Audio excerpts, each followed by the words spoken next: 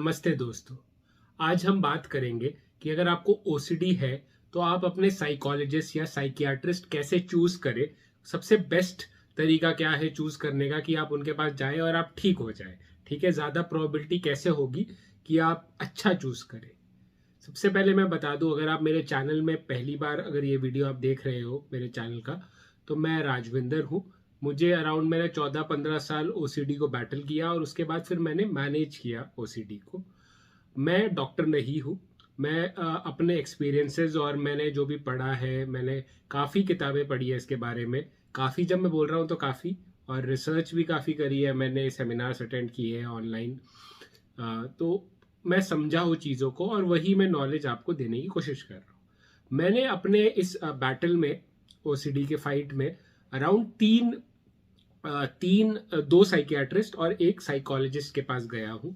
मैं पहले जो गया था वो साइकियाट्रिस्ट, मैं मेरे फादर डिफेंस में इंडियन नेवी में थे, तो हम इंडियन नेवी के हॉस्पिटल में गए थे मुंबई में।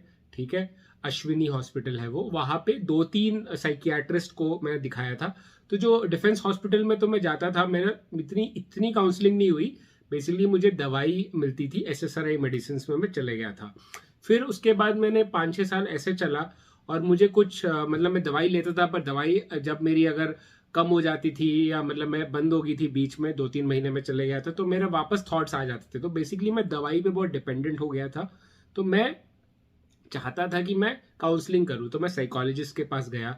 वहां पे साइकोलॉजिस्ट ने मुझे मतलब अराउंड 1500, 2016 की बात है, अराउंड 1500 रुपए के सेशंस दिए, सीबीटी के सेशंस दिए। नो डाउट सीबीटी के अच्छे सेशंस थे वो, और अच्छे साइकोलॉजिस्ट भी है वो। ठीक है, बट मुझे उस पर कुछ ज़्यादा फायदा नहीं हुआ। फिर उसके बाद मैं एक और साइकियाट्रिस्ट के पास गया, वहाँ पे भी उन्होंने दवाई शुरू करी एसएसआरआई की, बट काउंसलिंग वगैरह ज़्यादा नहीं हुई। फिर उसके बाद मैंने खुद, जो भी है आप मेरी जर्नी वो देख सकते हैं, मैं लिंक डाल दूंगा कि मैंने अपनी ओसीडी कैसे ठीक करी। बट अभी आज हम बात करेंगे कि कैसे आप इन सब चक्रों में ना पड़े, क्योंकि बहुत पैसे खर्च होते हैं। मैंने यार अराउंड आराम से, जैसे मैं डिफेंस के हॉस्पिटल्स में तो फ्री थी मेरी मेडिसिन और सब कुछ, बट बाकी उसमें जो मैं साइकोलॉजिस्ट और साइकियाट्रिस्ट जो बाकी है, उसमें मैंने 1 लाख प्लस 1.5 लाख तो मेरे खर्च हो गए होंगे।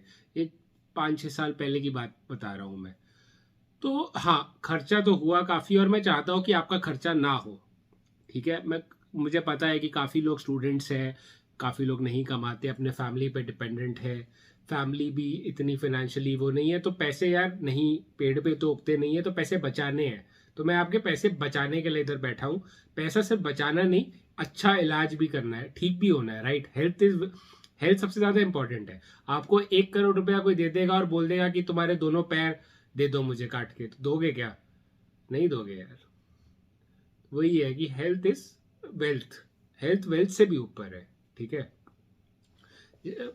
मन में शांति नहीं है तो 100 करोड़ रुपए हो, तुम उसको एंजॉय नहीं कर पाओगे। ठीक है, तो क्या करना है? तो सबसे पहले आपको किसी साइकोलॉजिस्ट या साइकियाट्रिस्ट के पास अगर जाना है, कई साइकियाट्रिस्ट भी काउंसलिंग देते हैं। साइकियाट्रिस्ट और साइकोलॉजिस्ट में ये फर्क है कि साइकोलॉजिस्ट सिर्फ काउंसलिंग थेरेपी देते हैं, तो साइकियाट्रिस्ट मेडिसिन, वो डॉक्टर है, एमडी एमबीबीएस डॉक्टर होते हैं, तो वो दवाई भी दे सकते हैं, साथ में वो काउंसलिंग भी देते हैं। जैसे मैं चंडीगढ़ वाले जो अपने साइकियाट्रिस्ट के पास गया था, तो वो काउंसलिंग देते थे। इतनी इफेक्टिव नहीं लगी मुझे वो, बट हाँ वो देते थे। उसके बाद तो सबसे पहले आपको ये देखना है कि जो आपके काउंसलर है, आपके साइकियाट्रिस्ट साइकोलॉजिस्ट, आपको एक्ट थेरेपी, एक्सेप्टेंस या कमिटमेंट थेरेपी या एक्सपोजर रिस्पॉन्स प्रिवेंशन थेरेपी भी दे। सीबीटी थेरेपी तो मोस्टली देते ही है, पर सीबीटी का ही पार्ट है ईआरपी। ईआरपी और एक्ट थेरेपी कीवर्ड्स है, ये कीवर्ड्स होने चाहिए आपको। मुझे लगता है पहली बार अगर आप मिलते हो या फोन पे बात करते हो या उनके एडवाइजर से या वो रिसेप्शनिस्ट में बात करते हो, तो उनसे पूछ लो कि मुझे कौन सी थेरेपी करवाएंगे। पूछने का कोई हर्ज नहीं है। ठीक है, तो ये सबसे पहले कि एक्ट और ईआरपी थेरेपी होनी चाहिए। वो नहीं होगी ना, तो वो पूरा जो ट्रीटमेंट है वो पूरा नहीं होगा। सिंपल सी बात है ये। मैं मतलब आपको, मतलब मैं डॉक्टर वगैरह नहीं हूँ, बट ये मैं बिल्कुल, मैंने पूरी सब कुछ छान मारा, एक्सपीरियंस वगैरह सबसे, कि एक्ट और ईआरपी वो है, वो कॉर्नर स्टोन है इस ट्रीटमेंट के। आपको वो करने ही होंगे। ठीक है, तो एक्ट और ईआरपी में मेरी पूरी वीडियोस भी बनी हुई है, वो आप देख सकते हो। ठीक है, नॉलेज के लिए आपको प्रैक्टिस करनी है तो प्रैक्टिस करो, बट अगर आप साइकोलॉजिस्ट साइकियाट्रिस्ट के पास जाते हो तो वो आपको मतलब ये अगर दोनों कर रहे हैं ना, ये दोनों अगर ईआरपी ज्यादातर तो ईआरपी के मिल जाएंगे, एक्ट थेरेपी के तो मुझे लगता है बहुत कम होंगे अभी एज ऑफ नाउ इंडिया में, बट ईआरपी तो करना ही करना है यार। ERP is the gold standard for OCD. मेरे हिसाब से तो ईआरपी और एक्ट दोनों गोल्ड स्टैंडर्ड है, बट जो अभी कन्वेंशनली जो मार्केट में है, जो किताबों में है कि ERP is the gold standard, तो ईआरपी तो मस्ट है। तो ईआरपी या एक्ट थेरेपी या ईआरपी एंड एक्ट थेरेपी, इन दोनों में से एक तो वो साइकोलॉजिस्ट को तुम्हें कराना ही होगा। अगर वो नहीं करवाता है तो उसके पास मत जाओ, ठीक है। अगर वो बोलेगा कि मैं सीबीटी कराता हूं, बोलेगा या बोलेगी कि मैं सीबीटी कराता हूं और सीबीटी में डिस्प्यूटिंग के साथ, थॉट डिस्प्यूटिंग के साथ, कॉग्निटिव डिस्प्यूटिंग जो होता है उसके साथ साथ मैं ईआरपी भी करवाता हूं, तो भी ठीक है। बट ईआरपी या एक्ट, इन दोनों में से एक तो मौजूद होने ही चाहिए। ये पॉइंट बहुत ही इंपॉर्टेंट है, इस पर ज्यादा एम्फोसिस दिया है मैंने।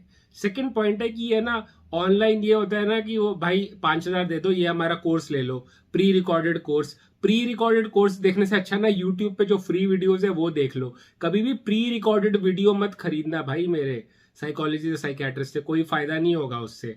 उससे अच्छे तो यूट्यूब के इतने वीडियोस फ्री में पड़े हैं, मेरे हैं या कितने सारे और भी है, ठीक है, साइकोलॉजिस्ट के वगैरह के, वो देख लो फ्री में। इससे अच्छा कि वो आप इतने पैसे दे के प्री रिकॉर्डेड कर रहे हो, क्योंकि आप अगर साइकोलॉजिस्ट और साइकियाट्रिस्ट के पास जाते हो तो आप चाहते हो कि कोई इंसान हो जो आपके अंदर के सवालों के जवाब दे आपके सामने लाइव, ना कि मतलब वो प्री रिकॉर्डेड वो कर लो। जैसे फिर यूट्यूब पे कमेंट सेक्शन पे कमेंट लिखते हो ना कि ये है, वो ये क्वेश्चन है, वो क्वेश्चन है, वैसे तुम लिखोगे। अब आई डोंट नो कि वो प्री रिकॉर्डेड, जब वो देखो या तो ये होता है कि वो प्री रिकॉर्डेड सेशन भेजते हैं और फिर बोलते हैं कि अच्छा ये तुम देख लो, फिर हमारा ना 1-2 घंटे का क्वेश्चन एंड आंसर सेशन होगा, वो लाइव होगा। वो चलो अलग बात है, वो भी ठीक है, पर मुझे लगता है कि प्री रिकॉर्डेड जो सेशन है उसको मैं एडवाइस नहीं करूंगा कि कोर्स खरीद लिया। जिस कोर्स जो प्री रिकॉर्डेड है, प्री रिकॉर्डेड समझते हो ना कि उन्होंने 2-3 घंटे का कोर्स खरीद लिया, बना दिया है साइकोलॉजिस्ट ने, साइकियाट्रिस्ट ने, और वो बेच रहे हैं ऑनलाइन, सबको सेम ही बेच रहे हैं।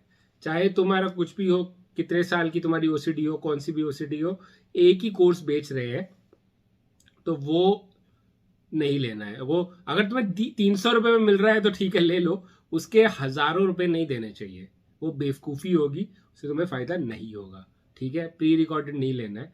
तीसरा मैं कहूंगा कि ये पता नहीं, ये होपफुली हो, जैसे मेरे साथ एक बार हुआ है, एक साइकियाट्रिस्ट के साथ, दूसरे के साथ नहीं हुआ है, कि ये ना सेशन वाइज पैसे दो, ना कि लोग ना बोलते हैं कि आप मुझे 20,000 दे दो फिर हम सेशन करेंगे, पहले पैसे दो।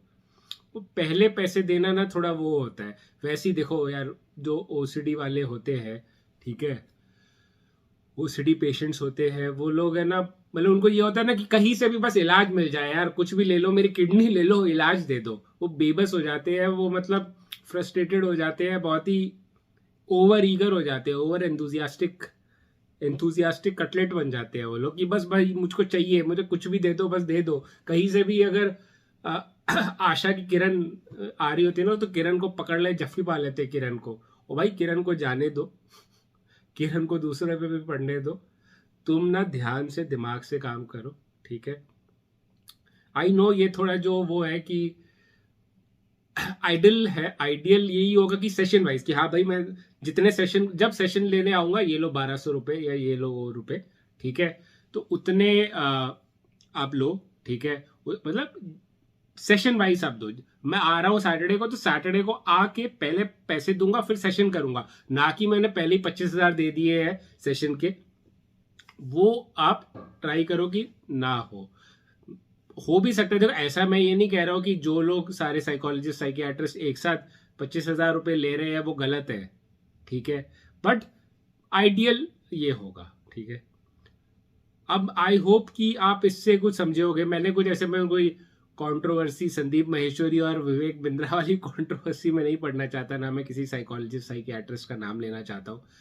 मैं देखो मेरे हिसाब से, जो लोग मुझे बोलते हैं कि सर मैंने इतने पैसे दिए, मैं फंस गया, मैंने वो किया, कुछ फायदा नहीं हुआ, मैंने 4,999 का कोर्स ले लिया, कुछ भी नहीं हुआ, पैसे भी चले गए, मैं स्टूडेंट हूँ, ये सब स्कैम से स्कैम क्या बोलूंगा, मतलब ये सब मे बी वो साइकोलॉजिस्ट साइकियाट्रिस्ट स्कैम ना करना चाहता हो, ठीक है, वो चाहता हो कि वो हेल्प करे पर वो इफेक्टिव नहीं है, ठीक है। तो वो चीज़ है, उससे बचो। बाकी कोशिश करते रहो, फाइट करते रहो, हो जाएगा। अब मैं ये नहीं कह रहा कि भाई तुम सिर्फ वीडियो देख के ठीक हो जाओगे, नहीं, डॉक्टर के पास जाना ज़रूरी है, ठीक है, पर सही डॉक्टर के पास, ठीक है। तो thank you for watching my video. And यार बस कोशिश करते रहो। साल, आई थिंक इस साल की ये आखिरी वीडियो होगी, तो प्यार दो इस वीडियो को, 400-500 लाइक करो। मैं तो लाइक बोलते रहता हूँ, कोई लाइक आते तो है नहीं, पर ठीक है, अपना तो काम है बोलना। जो focus on what you can control, what you can not control just let it go.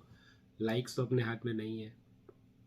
बाकी बाकी बताओ और क्या चल रहा है। तुम लोगों से मैं कैमरा के थ्रू ही बात करता हूँ। मीटअप मुझे करना है, I want to like have a meetup in Delhi, Delhi या गुड़गांव या मोस्टली दिल्ली में, बट वही है, मौका नहीं मिल रहा, दस्तूर नहीं बन रहा है। करते हैं कुछ तो मीटअप वगैरह, सही मुझे भी अच्छा लगेगा। तो यस, थैंक यू। यहीं पे वीडियो ख़त्म करते हैं, नहीं तो मैं बोलता रहूँगा कैमरा को देख के। तो thank you for watching my video. And life में कोई भी इशू हो, परेशानी हो, तो समझदारी लगाओ, ठीक है। फ्रस्ट्रेशन में डिसीजन मत लो, समझदारी से डिसीजन लो, समझदारी से लड़ो, कीप फाइटिंग।